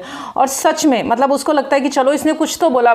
उम्मीद तो उसे बहुत ज़्यादा सिंपैथी की थी लेकिन उतना ज़्यादा नहीं बोला। तो मिसिस हॉलमैन को लगता है कि चलो भाई मेबल ने कुछ तो बोला, और वो उसी से जो है संतोष कर लेती है, उसे बटोरकर अपने पर्स में रख लेती है। आगे चलते हैं। Holman about the Oh, it was tragic, this greed, this clamor of human beings like a row of cormorants barking and flapping their wings for sympathy. It was tragic. Could one have felt it and not merely pretended to feel it? कोरोमेंट्स का मतलब होता है जो बड़े बड़े diving birds होते हैं ना, वो मतलब गोताखोर पक्षी, मतलब बड़े बड़े जो बर्ड्स होते हैं वो। क्रीकिंग का मतलब होता है making a harsh high pitch sound, जो बहुत तेज आवाज़ें निकालते हैं ना वो। अब मोबाइल को क्या लगता है कि सच में पार्टी में मोबाइल को हर चीज़ जो है वो बड़ी सैड, बड़ी ट्रेजिक लगने लगती है कि कैसे पार्टी में आए हुए सब लोग जो हैं वो कितने ग्रीडी हैं। मतलब यहाँ पर वर्ड यूज़ किया गया है ग्रीड, कि वो कितने लालच से भरे हुए हैं, वो सब कितने ग्रीडी हैं। मोबाइल जो है ऐसा सोचती है कि यहाँ पर आने के बाद भी वो सब क्या कर रहे हैं, पार्टी में आए इंसानों की जो क्लैमर का मतलब होता है शोर, कि मतलब पार्टी में आए हुए जो लोग हैं उनका जो क्लैमर है, क्लैमर ऑफ ह्यूमन बींग्स, मतलब उन इंसानों का जो शोर है। Like a row of cormorants, जैसे कॉर्मोरेंट्स यानी कि जो बड़े बड़े पक्षी हैं वो चीख रहे हैं, चिल्ला रहे हैं, अपने पंख एक दूसरे में फ्लैप कर रहे हैं। कॉर्मोरेंट्स बड़े बड़े पक्षी, क्लैमर मतलब शोर, मतलब इंसानों का जो शोर है, या फिर जो बड़े बड़े पक्षी हैं वो चीख रहे हैं, चिल्ला रहे हैं। Flapping their wings for sympathy, और सिंपैथी के लिए अपने पंख जो हैं वो एक दूसरे पे फ्लैप कर रहे हैं। बहुत ही ट्रैजिक, दुखद लगा, क्योंकि वहाँ सब लोग जो हैं वो एक दूसरे की बातें सुनने का प्रिटेंड कर रहे थे, मतलब दिखावा कर रहे थे। प्रिटेंड का मतलब होता है दिखावा, मतलब वहाँ पर सब लोग एक दूसरे की बातें सुनने का प्रिटेंड कर रहे थे, दिखावा कर रहे थे, जबकि वो सब लोग जो थे वो एक दूसरे में इंटरेस्टेड ही नहीं थे। लेकिन मेबल को तो उसकी येलो ड्रेस में एक झूठी तारीफ भी नहीं मिली बेचारी को। But in her yellow dress tonight she could not wring out one drop more, she wanted it all. लेकिन उस बेचारी को तो अपनी ड्रेस में, उस येलो ड्रेस में एक झूठी तारीफ तक नहीं मिली, मतलब उसे तो किसी ने अप्रिशिएट भी नहीं किया। यहाँ तक कि चार्ल्स बर्ड तो बेचारा उस बेचारी का मजाक तक उड़ा गया। She knew she kept on looking into the glass, dipping into that dreadfully showing up blue pool that was so that she was condemned, despised, left like this in a backwater because of her being like this a feeble. अब उसके हिसाब से मेबल अपने आप को इस mirror glass में देखे ही जा रही थी, वो भी ड्रेडफुली मतलब बहुत ज़्यादा दुखी होकर, जो कि उसके चेहरे के हाव भाव से साफ स्पष्ट है। वो सोचती है कि हाँ कोई उसे पसंद नहीं करता है, और खुद को बैक वाटर, यानी कि बैक वाटर मतलब आइसोलेटेड, वो खुद को कैसा समझती है, आइसोलेटेड। बैक वाटर मतलब आइसोलेटेड, एकदम अकेला वो खुद को फील करती है, because of her being like this A feeble. और वो ये भी सोचती है कि अगर उसने मतलब अब वो बिल्कुल अकेली रह गई है वैसिलेटिंग क्रीचर की तरह। And it seem to her that the yellow dress was a penance which she had deserved, and if she had been dressed like Rose Shaw in lovely clinging green with a ruffle of swans down, she would have deserved that. And she thought that there was no escape for her, none whatsoever. But it was not her fault altogether after all. और वो ये भी सोचती है कि अगर उसने रोज शॉ जैसे टाइट फिटिंग वाले रफल्ड कपड़े पहने होते तो उसे भी अभी तारीफ मिल रही होती, उसे भी सब पसंद कर रहे होते। बट अब कुछ संभव नहीं था, अब खुद को सही करने का कोई तरीका नहीं था। No escape for her none, इसका मतलब है कि मतलब अब तक जो मतलब हो चुका है, अब तो कुछ कर नहीं सकती थी। येलो ड्रेस पहन के तो वो पार्टी में आ चुकी है, तो अब वो कर ही क्या सकती थी, जो होना तो हो गया। लेकिन वो बेचारी ये सोचती रहती है कि ये जो कुछ भी हुआ है ना, इस सब के लिए ये येलो ड्रेस ही जिम्मेदार है। और अपने आप को रोज शॉ से कंपेयर करती है कि अगर मैंने रोज शॉ की तरह अच्छे से कपड़े पहने होते तो मैं भी बहुत अच्छी लग रही होती। स्किम्पिंग का मतलब है एक्सपेंडिंग वेरी लिटिल और लेस देन नेसेसरी, मतलब ज़रूरत से भी बहुत ज़्यादा कम खर्च करना। और बट इट वॉज नॉट, अब यहाँ तक देखते हैं, यहाँ तक हुआ है हमारा नन व्हाटसोएवर, मतलब अभी तक कुछ, अब वो कुछ संभव नहीं हो सकता। तो जो कुछ भी था कोई सही करने का कोई तरीका ही नहीं था। फीबल का मतलब होता है वीक, ब्लू पूल का मतलब होता है एक्शन प्रोड्यूसिंग रिजल्ट, मतलब वो एक्शन जिनसे रिजल्ट प्रोड्यूस हो, जैसे कि उसके हाव भाव से पता चल रहा था ना। बैक वाटर का मतलब होता है आइसोलेटेड। डिज़र्व का मतलब होता है कि वो वही डिज़र्व करती थी, मतलब वो कहती कि मैं तो इसी के लिए योग्य थी। एस्केप का मतलब होता है बचाव, फॉल्ट का मतलब होता है गलती, ऑल टुगेदर का मतलब होता है कुल मिलाकर सब कुछ, क्लिंजिंग का मतलब होता है एकदम बॉडी फिटिंग टाइट कपड़े जो उसने रोज शॉ ने पहने हुए थे। आगे चलते हैं। But it was not her fault together, लेकिन ये जो है कुल मिलाकर किसकी गलती नहीं थी, लेकिन ये पूरी की तरह से मेबल की गलती नहीं थी बेचारी की। After all it was being one of a family of 10, मतलब वो एक 10 लोगों के परिवार में से आती थी। मतलब उसके घर में कितने लोग थे, 10 लोग थे। नेवर हैविंग मनी इनफ, और कभी भी पर्याप्त धन ही नहीं था, मतलब कुछ खर्चे पूरे करने के लिए कभी भी इनफ मनी होती ही नहीं थी। ऑलवेज स्किम्पिंग एंड पेयरिंग, और हमेशा मतलब बहुत कम खर्चना। स्किम्पिंग का मीनिंग बताया ना मैंने, एक्सपेंडिंग वेरी लिटिल, बहुत कम खर्चा करना, और लेस देन नेसेसरी, और ज़रूरत से भी कम, यानी कि हमेशा बचत करते रहना, हमेशा कंजूसी करते रहना। And her mother carrying great cans and the linoleum worn on their stair edges and one sordid little, और मतलब कमाने वाले खाने वाले ज़्यादा थे, हमेशा कंजूसी करना पड़ता था, बचा बचा कर घर का खर्च चलाना पड़ता था। यही तो उसने देखा था, और इससे ज़्यादा उसने क्या देखा था, अपनी माँ को लिनोलियम जो है वो एक केमिकल होता है, उसके बड़े बड़े बेचारी ने लिक्विड मटेरियल होता है, मतलब एक लिक्विड मटेरियल होता है, केमिकल नहीं, उसके कैन उठाते हुए देखा था। और क्या क्या देखा था उसने अपनी माँ को बेचारी को, कचरा बीनते हुए देखना। नेक्स्ट पेज पे चलते हैं। एंड वन सॉर्डिड का मतलब होता है घिनौना little, and one sordid little, और एक बहुत छोटा सा मतलब एक कमरा था जिसमें वो सब लोग जो थे मतलब रहते थे, इतने सारे लोग छोटे से घर में। Domestic tragedy after another, nothing catastrophic, the sheep farm failing, but not utterly, her eldest brother marrying beneath him, but not very much, there was no romance, nothing extreme about them all। और मतलब कचरा बीनते देखा था, उससे कई छोटे छोटे काम करते देखना जिससे कि कहीं से थोड़े से पैसे आ जाए, ये सब उसकी माँ करती थी। और उन लोगों ने बेचारों ने एक शीप का फार्म, मतलब शीप फार्म का बिजनेस भी उन लोगों ने किया, जो असफल हो गया। बड़े भाई ने शादी की, वो भी एक कम कास्ट वाली लड़की से। कैटास्ट्रॉफिक का मतलब होता है इन्वॉल्विंग और causing certain great damage damage और डफरिंग, मतलब वो उनका बिजनेस शीप फार्म का बिजनेस विफल हो गया ना, तो अचानक से बड़ा नुकसान लग जाना, वो भी उनका वो हो गया। उसके जो एल्डेस्ट ब्रदर था, उसके सबसे बड़े भाई ने शादी की थी, वो भी एक मतलब छोटी जात वाली लड़की से, कम कास्ट वाली लड़की से उसने शादी की थी। देयर वॉज नो रोमांस, और उनके जीवन में भी मतलब कोई रोमांस नहीं था, कोई प्यार नहीं था, मतलब उनकी मैरिड लाइफ जो थी वो भी खुशहाल नहीं थी। Nothing extreme about them all, यानी कि बचपन से मेबल ने मतलब बचपन से मेबल ने सिर्फ दुख तकलीफ और गरीबी ही देखी थी, तो उसकी भी गलती नहीं थी ना, इसलिए वो बेचारी इन्फीरियरिटी कॉम्प्लेक्स की शिकार हो गई, हीन भावना की शिकार हो गई। They petered out respectably in seaside resorts, every watering place, and had one of her aunts even now asleep in some lodging with the front windows not quite facing the sea. That was so like them, they had to squint at things always. लेकिन उसका जीवन तो ऐसा था बेचारी का कि उसको हमेशा मतलब दुख में तकलीफ में ऐसे जीना पड़ा। लेकिन मेबल की जो आंटी थी वो कैसी थी, वो अच्छी पैसे वाली थी, तो जो वेकेशंस होती थी वो लोग सी साइड रिजॉर्ट में जाया करते थे, हमेशा सी साइड रिजॉर्ट्स में वो लोग रुका करते थे।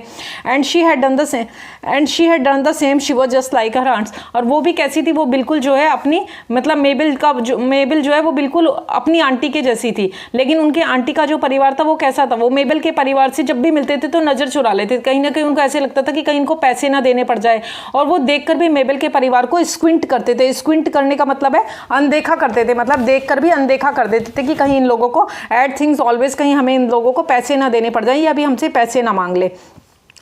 For all her dreams of living in India, married to some hero like Sir Henry Lawrence, son of empire builder, still the sight of a native in a turban filled her with romance.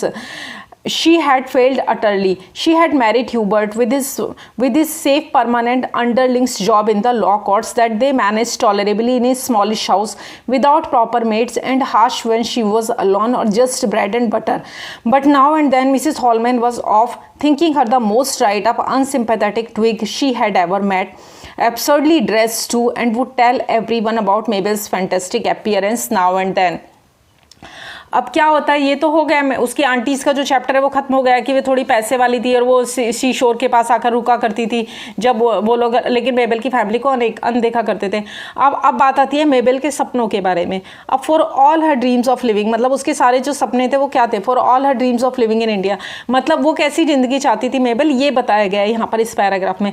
उसका सपना था कि वो India में रहे और sir Henry Lawrence जैसे एक ब्यूटीफुल हैंडसम खूबसूरत दिखने वाले लड़के से उसकी शादी हो, जो कि एम्पायर बिल्डर, जो कि मतलब बहुत ज़्यादा अमीर हो, मतलब अमीर आदमी से उसकी शादी हो, और उसकी जो है वो हर विश जो है वो उसकी पूरी करे। उसकी जो मैरिड लाइफ है वो रोमांस से भरी हो, मतलब बहुत रोमांटिक हो, उसकी जो लाइफ हो मैरिड लाइफ हो वो रोमांटिक हो। और ये अमीर सर हैनरी लॉरेंस जो है वो इंडिया जैसा दिखता हो, मतलब उसको इंडिया और इंडिया वाले पसंद है, तो वो चाहती है कि जो उसका जो हस्बैंड है सर हैनरी लॉरेंस वो इंडिया जैसा दिखे, मतलब उसके सर पर टर्बन होनी चाहिए, मतलब उसके सर पर पगड़ी हो, मीन्स उसे इंडिया और उसके लोगों से लगाव था।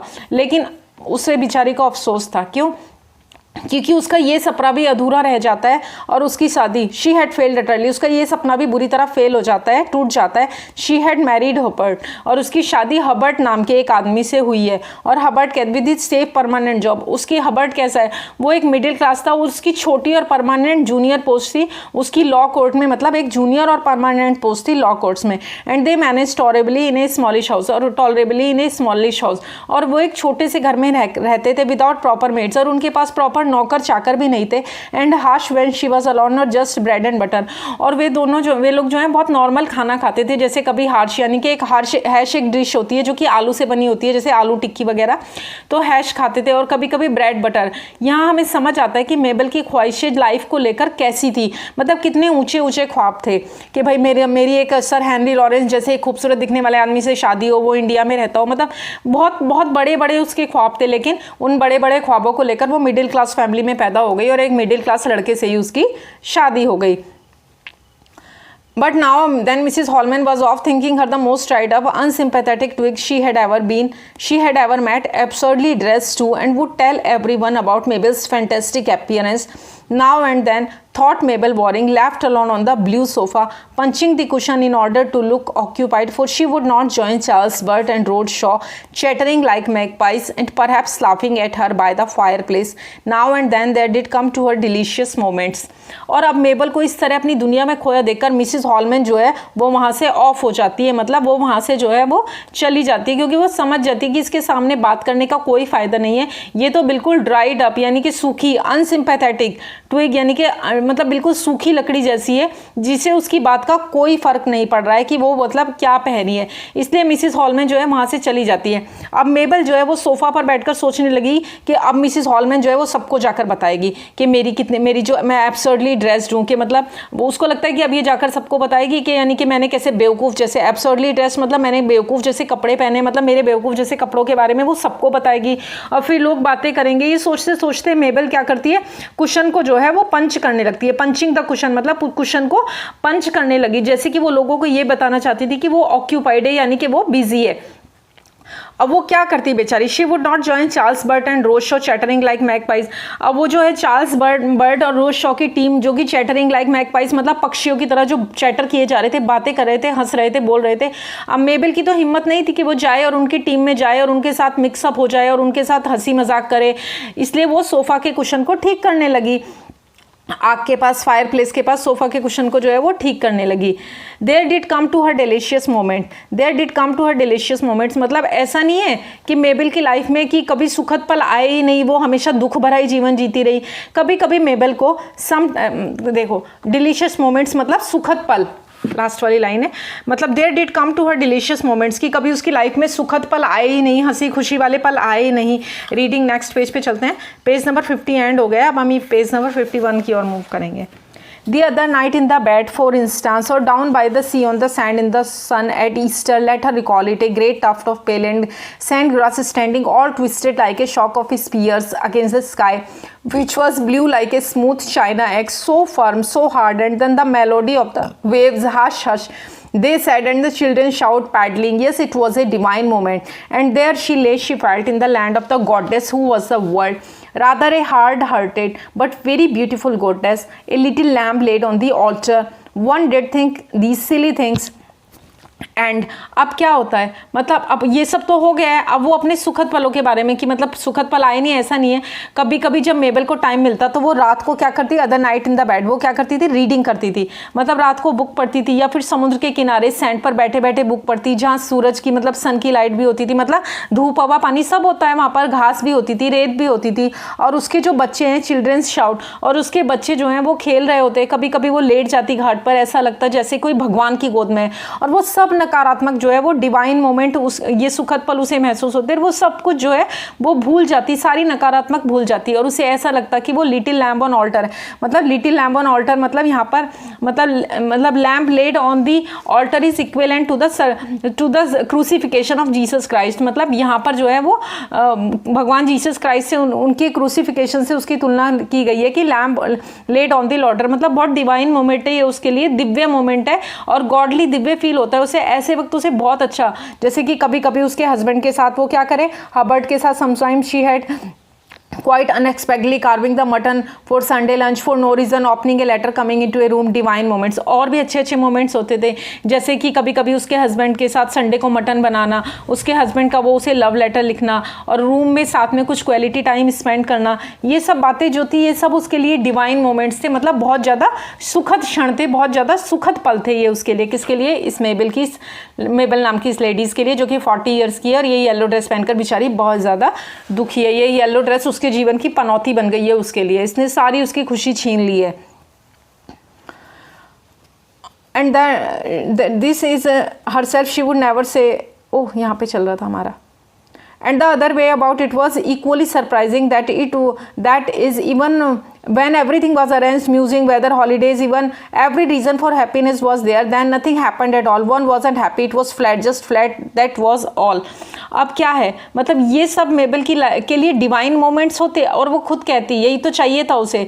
और दूसरी तरफ क्या था, कभी कभी तो मेबल देखो कैसी छोटी छोटी चीज़ों से भी खुश कर लेती थी अपने आप को, और दूसरी और ये इतनी बड़ी पार्टी है जहाँ म्यूजिक था, मौसम था, म्यूजिक था, मौसम था, वेदर मतलब मौसम था, हॉलीडेज छुट्टियाँ भी थी, एवरी रीज़न फॉर, मतलब खुश होने के लिए हर वो चीज़ थी जिससे, हर वो रीज़न था जिससे वो उसे अच्छा लग सकता था, वो खुश हो सकती थी। एक पल के लिए भी वो वहाँ खुशी नहीं थी। अब क्या करे, मेबल थी ही ऐसी, उसे मतलब अपने आप के बारे में मतलब कमज़ोर सोचने वाली, वो एक नेगेटिव थिंकर थी, इन्फीरियरिटी कॉम्प्लेक्स की भावना से वो ग्रसित थी, और उसके लिए सब कुछ बस फ्लैट था, मतलब सब कुछ बेकार था, कोई चीज़ की उसके लिए कोई वैल्यू ही नहीं थी। अभी बस और बस एक रेड ड्रेस, इस येलो ड्रेस की वजह से उसने अपनी पूरी पार्टी ख़राब कर दी है, पूरी थिंकिंग उसकी अजीब हो गई है, क्योंकि पूरा का पूरा समय जो है उसका उस येलो ड्रेस के बारे में सोचने में ही बीत गया है। आगे चलते हैं। Her rash self again, no doubt she had always been a fretful, weak, unsatisfactory mother, a wobbly wife, lolling about in a kind of twilight existence, and nothing very clear or very bold, or more one thing than another, like all her brothers and sisters, except perhaps Herbert. अब क्या है, वो कैसी थी, मतलब वो कमज़ोर समझने वाली, नेगेटिव थिंक करती, इन्फीरियरिटी कॉम्प्लेक्स की भावना से ग्रस्त थी, सब कुछ फ्लैट था उसके लिए। वो हमेशा से फ्रेटफुल का मतलब होता है चिंतित, वो हमेशा से चिंतित थी, वीक थी, कमज़ोर थी, अनसेटिस्फैक्ट्री मतलब असंतुष्ट, जो संतुष्ट ना हो, अनसेटिस्फैक्ट्री मदर थी, वूबली मतलब अनस्टीटेड यानी कि वूबली वाइफ मतलब एक डावाडोल वाइफ थी, जो हमेशा कोई मतलब उसके दिमाग में कोई क्लैरिटी नहीं थी, और ना ही वो बोल्ड थी। और अपने सभी ब्रदर्स और सिस्टर्स की तरह, मतलब ये सारे बहन भाई जो थे ऐसे ही थे, केवल किसको छोड़कर, केवल हर्बर्ट को छोड़कर। They were all the same poor water vein creatures who did nothing. वे सारे के सारे मतलब वाटर वेन क्रीचर्स थे, मतलब जैसे कि उनकी रगों में खून नहीं दौड़ता था, सिर्फ पानी दौड़ता था, इसलिए वो सब एकदम ठंडे और कमजोर थे। Then in the midst of this creeping, crawling life, suddenly she was on the crest of a wave that rash fly. Where had she read the story that kept coming into her mind about the fly and the saucer? अब वो क्या है, फिर अचानक से then in the midst of the creeping, मतलब अब अचानक से मोबल को वो क्रीपिंग मतलब स्लो धीरे धीरे चलने वाली लाइफ के बीच में हैप्पी वाली फीलिंग आने लगी। वो जो फ्लाइंग सॉसर की स्टोरी पढ़ा करती थी, उसके दिमाग में वो स्टोरी आने लगी। हमेशा की तरह वो अपने आप को वीक कमजोर मक्खी से एसोसिएट करती है, जोड़ती है, स्ट्रगल आउट, जिसने कितना संघर्ष किया है। Yes she had those moments, हाँ वो वाले मोमेंट्स भी उसकी लाइफ में, बट नाउ शी वॉज 40, लेकिन अब क्योंकि वो 40 साल की है, they might come more and more seldom. अब वो उसके माइंड में जो है वो वाले जो विचार थे वो अब सब उसके माइंड में सेल्डम यानी कि कभी कभी आने लगे थे, कम आने लगे थे। उसे लगता था कि जैसे लाइफ आगे बढ़ेगी, by degree she would cease to struggle anymore, मतलब उसे लगता है कि अब तो 40 हो गया, अब तो वो स्ट्रगल करना, संघर्ष करना कम कर देगी।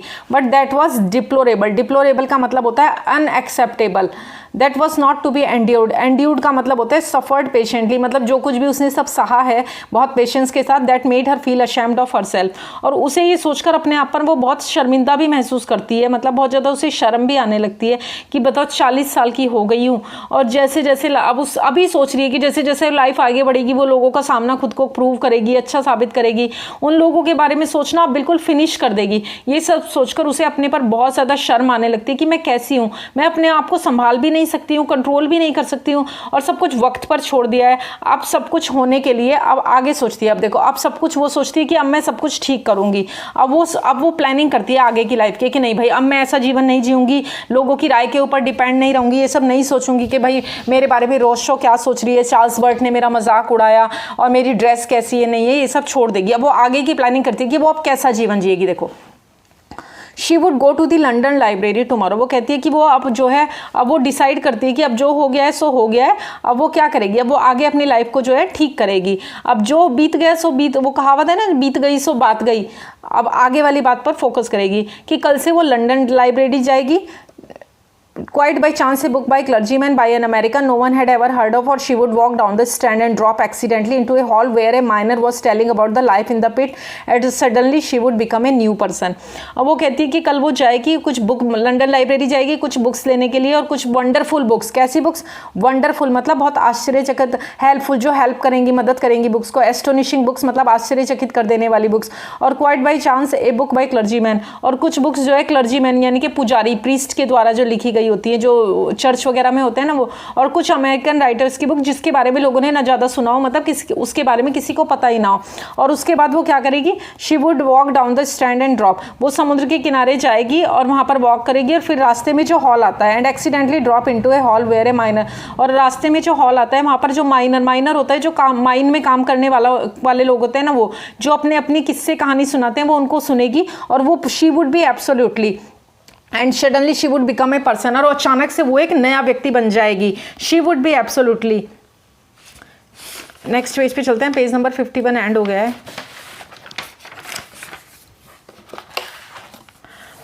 वो एक नया व्यक्ति बन जाएगी, खुद को ट्रांसफॉर्म कर लेगी, मतलब वो अपना एकदम रूप परिवर्तन कर लेगी, मतलब वो जैसी दिखती है वैसी नहीं रहेगी, वो अपने आप को बदल देगी। She would wear a uniform, वो एक यूनिफॉर्म पहनेगी। She would be called sister somebody, और वो क्या कहलाएगी, वो जो है वो एक सिस्टर कहलाएगी, मतलब वो कह रही है कि वो ना पूरी तरह बदल जाएगी, ट्रांसफॉर्म हो जाएगी, और वो एक सिस्टर यानी कि नन बन जाएगी। सिस्टर देखा है आपने चर्च वगैरह में जो सिस्टर होती हैं, सब एक जैसे कपड़े पहनती हैं। She would never give a thought to clothes again, और वो दोबारा कपड़ों के बारे में मतलब कभी नहीं सोचेगी, क्योंकि वो नन बन जाएगी, और नन बनेगी तो यूनिफॉर्म पहनेगी। और यूनिफॉर्म कैसी होती है, वो तो एक ही टाइप की यूनिफॉर्म होती है ना, सब नन एक ही टाइप की यूनिफॉर्म पहनती है और हर दिन एक ही यूनिफॉर्म पहनती है। And for ever after she would be perfectly clear about Charles Burt and Miss Milan and this room and that room, और उसके बाद मतलब एक जैसे कपड़े पहनेगी, और उसके बाद वो इस येलो ड्रेस के बारे में भी, जो उसके बारे में वो सोच रही थी, वो बोलती है कि फिर मैं कपड़ों के बारे में नहीं सोचूंगी, और उसके बाद उसकी थिंकिंग में भी चेंज आएगा, और वो चार्ल्स बर्ट और मिस मिलान जैसे लोगों के बारे में अपनी ओपिनियन एकदम क्लियर रखेगी, और उसका खुद का भी ओपिनियन होगा, और ऐसा करके उसे वही हैप्पीनेस मिलेगी जो उसे बीच पे घास में लेटते हुए मिलती है, या फिर संडे को वर लाइंग इन द सन, मतलब घास पर लेटती है ना बीच के किनारे संडे को, जैसा वो सोचती है वही खुशी मिलेगी। और कार्विंग द मटन, या फिर संडे को अपने हस्बैंड के साथ मटन बनाते हुए उसे जो फीलिंग आएगी वही मिलेगी। इट वुड बी इट, मतलब उसे लगता है कि सब कुछ वैसा ही होगा, सब कुछ वैसा ही होगा, वो बहुत खुश हो जाएगी। So she got up from the blue sofa, अब इसलिए वो क्या करती है, वो ब्लू सोफा पर से मतलब कॉन्फिडेंटली वो ब्लू सोफा पर जो बैठी होती है ना, वो उस पर से उठती है। And yellow button in the looking glass got up to, और वो जो बटन था उसमें मतलब वो जो ड्रेस है अपनी येलो ड्रेस को देखती है और खुद को भी वो ठीक करती है, अपनी येलो ड्रेस को ठीक करते हैं। She waved her hand to Charles and road to show them she did not depend on them one scrap. Scrap का मतलब होता है ए बीट, मतलब थोड़ा की, और फिर वो चार्ल्स और रोज शॉ को जो है बाय बाय करती है, जैसे कि मानो अब उसे कोई फर्क नहीं पड़ता उनकी राय के बारे में। और एकदम and the yellow button moved out of the looking glass and all the spears were gathered into her breast as she walk towards Mrs Dalloway and said good night. और वो पूरी कॉन्फिडेंटली क्या है, मतलब पूरी कॉन्फिडेंटली वो वहाँ से उठती है और जाते हुए मिसेस डैलोवे को क्या करती है, वो मिलती है, टू मिसेस डैलोवे के पास जाती है, उनको वो मिलती है एंड सेड गुड नाइट, और वो उन्हें गुड नाइट क्या करती है, गुड नाइट विश करती है। मिसेस डैलोवे, अब देख मिसेस डैलोवे जो है वो पार्टी की होस्ट हैं जिन्होंने ये पार्टी होस्ट की थी। But it is too early to go said Mrs Dalloway who was always so charming. अब जो मिसेस डैलोवे हैं जो कि पार्टी की होस्ट थी, वो मेबल से पूछती है कि इतना जल्दी क्यों जाना, अभी तो पार्टी शुरू हुई है, तो थोड़ी देर और रुकना चाहिए वहाँ पर। I am afraid I must said mobile warring, लेकिन मोबेल वॉरिंग कहती है कि आई एम एफ्रेड, मतलब मुझे I am sorry, I am afraid का मतलब मुझे खेद है, वो उसे सॉरी बोलती है इनडायरेक्टली कि नहीं भाई। But she added in her weak wobbly voice which only sounded ridiculous when she tried to strengthen it. लेकिन वो क्या करती है, अब मिसेस डैलोवे कुछ बोलती है उससे पहले ही मेबल ने हिम्मत जुटाकर कहा कि नहीं नहीं मैंने ये पार्टी काफ़ी एंजॉय कर ली है, और ये बस मुझे अब मतलब, और ये मतलब जो है वो उसे अब जाना है, मतलब ये बोलकर वो है जो है स्टेयर से नीचे उतरते उतरते चली जाती है। I have enjoyed my self, कि मैंने बहुत एंजॉय कर लिया है, उसने मिसेस डैलोवे से कहा, home she met on the stair, जिनसे वो सीढ़ियों पर मिलती है। लाइज लाइज लाइज, अब वो कहती है झूठ झूठ झूठ। She said to herself going down stair, तो सीढ़ियों से नीचे जाते हुए वो अपने आप से कहती है कि ये सब झूठ है, ये सब झूठ झूठ झूठ। और कहा कि वो फ्लाई अभी भी सॉसर में ही है, राइट इन द सॉसर, मतलब वो फ्लाई जो वो मक्खी है जो वो अभी भी सॉसर में ही है, मतलब वो अभी भी अपने आप को जो है वो मक्खी बोल रही है। She said to herself as she thank Mrs Barnett for helping her and wrapped herself around and round and round in the Chinese cloak she had won these 20 years. और मिसेस और उसके बाद वो अपना कोट जो कि एक Chinese clock था जिसे उसने पिछले 20 साल से वो उसे यूज़ कर रही थी, मिसेस बार्नेट से लिया, चली गई उन्हें थैंक यू बोलकर। अब ये चैप्टर एंड हो गया। इस पूरे चैप्टर को पढ़ने के बाद आपको क्या समझ में आया?